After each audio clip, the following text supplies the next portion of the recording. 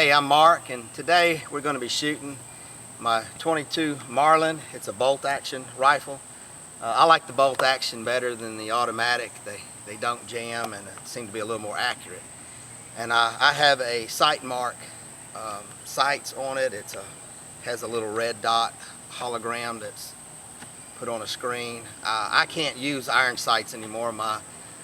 I'm nearsighted, I can't see a thing and everything's blurry, but with this sight I can see the target and I can see the dot, and it makes it real simple. We're going to be using a 22 hollow point 36 grain bullet, and we're going to be shooting at a pear as well as a Coke can and see what kind of damage we can do on it.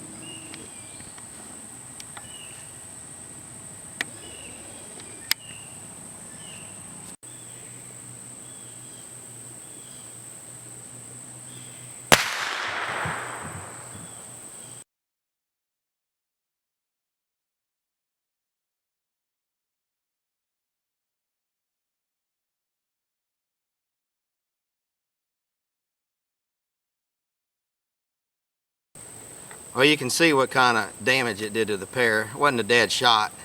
80 yards, that's a small target to hit. Next, we're gonna shoot a can of Coke and watch it explode.